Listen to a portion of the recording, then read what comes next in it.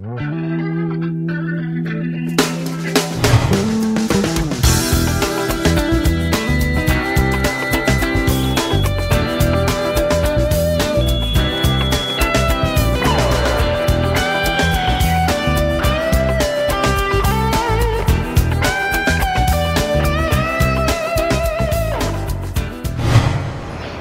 nabitin po tayo kanina doon sa usapan natin. Pero bago po balikan yung ating tanong, ilan po ba yung anak po ninyo? 2 lalaki, si Kuya Kim, si Ali, Apo. at 4 na babae. Mga babae? At saka 2 ampun na babae. Apo. Kaya 8 kami lahat. 8 yung anak namin. 6 na anak namin, 2 ampun. And they're both special children. Yung isa ay dalagita na, yung isa naman ay bata pa. Ilang taon na po yung pinaka... Yung dalagita ay 19 na. 19. Yung isa ay 12. And we decided to adopt them because precisely they are special children. Okay po. At least nakita po namin yung side po ninyo na yun na hindi alam ng maraming mga kababayan natin. So, balik na po tayo sa politika. Ano po yung masasabing ninyong greatest achievement po ninyo sa pagkakaluklok ninyo bilang mayor ng Maynila sa loob ng 9 na taon? Ang masasabi ko talagang palagay kong naitulong natin sa lungsod, yung bigyan ng pagkakataon ang lahat sa isang buhay na lungsod. Kaya yung aming program o Buhay ng Maynila, itinuon namin sa lahat ng aspeto ng pamamahala. Unang-una yung bigyan ng pagkakataon ang mahihirap. Bigyan sila ng tulong sa isang umuunlad na lungsod. Trabaho, hanap buhay, masiglang ekonomiya na pinasisigla ng urban renewal, yung pagbabago ng anyo ng lungsod, nagbibigay ng ekonomiya, nagbibigay ng dagdag na kikitain sa tao, nagbibigay ng serbisyong karapat-dapat sa ospital, sa edukasyon, social services, lahat na, infrastructure, lahat ng mga kailangan ng isang lungsod ay naibibigay ng mas higit kapag ekonomiya ay buhay. And proof of that is that when I took over in 1998, ang income ng Maynila ay 2.5 billion pesos lang a year. Nung year 2007 rather, when I stepped down, ang ekonomiya ng Maynila ay umaabot na ng 8 billion a year. Abay, napakalaking hakbang yan. From 2.5 to 8 billion is a big improvement.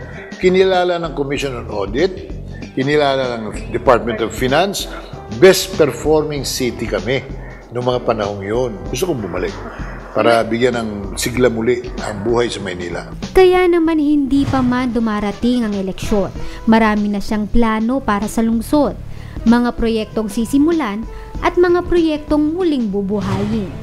Unang-una, yung mga inalis na mga programa, proyekto nitong kasalukuyang mayor, ibabalik ko. Baywalk was alive with pleasant entertainment. Bakit niya inalis? Inalis niya yung engine of development na nagbibigay sigla sa distrito ng Malate, Ermita. Sa tamang paraan, ang daming namuhunan dyan. Nagtayo ng mga condominium buildings, naglagay ng negosyo, nagbigay ng trabaho. And now, tingnan nyo, malungkot ang Ross Boulevard. Wala na, tinutulugan na lang ng mga homeless ngayon. Ibabalik ko ngayon yung programang Palupa, Pabahay, yung serbisyo sa ospital, gamot, dialysis, CT scan. Wala na ngayon pag pumunta sa ospital lang isang mahirap, wala na, ni gamot, wala. Ang gagawin sa kanya, papipirmahin pa siya. Ikaw ay binigyan ng gamot, yun mo, magsisinungaling pa yung pasyente. Sa mahigit na 2 taon niyang panunungkulan bilang DENR Secretary, ipinagmamalaki niya ang maraming mga bagay na ikinaunlad ng ahensya na sa ilalim ng kanyang pamamahala nakaganap ng tungkulin ng DENR para sa pagtatanggol ng kalikasan. Ang importanteng natutunan ko sa DENR, yung karagdagang pangkaalaman tungkol sa kalikasan. Ngayon gagamitin ko ngayon yan as mayor, yung katulad ng mga estero. Hindi na natin dapat pagpabukas yan. Kailangan linisin natin ang estero. Padaluin natin uli ang malinaw na tubig dyan na pakikinabangan ng lungsod. Mapalad ang Manila, napakarami nating estero. Pero pag pinabayaan natin nabubulok ang estero, ang nagiging bunga niyan, yung undoy, yung baha, yung sakuna, yung disaster, yung maraming mga buhay ang naapektuhan dahil sa ang estero, barado ng basura at barado ng illegal structures. Bibigyan ko ng diin yan. Yung Ilog Pasig, abay, susuportahan ko ang efforts ng DNR at ng national government. Ang Ilog Pasig kailangan mapanumbalik natin. Malinaw na tubig uli ang dadaloy dyan. This present government in Manila promotes pollution. No government in the whole world today promotes pollution. You know why? Global warming and climate change are major problems of man.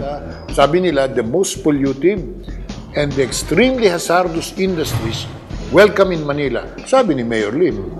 Pero pagka kami naman ang pinagkatiwalaan ng tao, re-repeal ko yan. So, ano po yung Illegal yung batas na yan at walang gamit ang tao dyan. Hindi uunlad ang Maynila kailanman pag naging polluted tayo katulad ng kanilang nilalayo. Alam niyo, Mayor, meron ba akong mga kontrobersyang gustong itanong sa inyo eh. At itatanong ko po yan sa pagbabalik ng kilalanin natin. Kung nagbago ng partido kailanman, dumaan tayo sa batas militar, nilabanan natin yan, nanatili ako isang Liberal Party leader in Manila.